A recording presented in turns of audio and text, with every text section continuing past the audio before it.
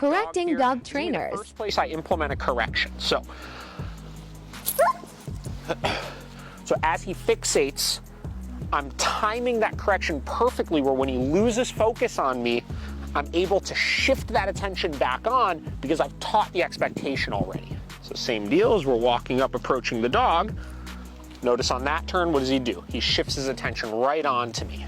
So this video kind of confirms everything we talked about in his part 1 video where he attempted to introduce the invisible wall and ditching technique to the dog. He did that because he wanted to justify this harsh correction, right? He knew that there was this drill that you change directions on and you create physical communication that teaches the dog that it is their job to pay attention to you and not your job to pay attention to them. But he didn't really know how to do it. He didn't really understand the actual techniques. And furthermore, he didn't really care. He just wanted to justify this harsh correction.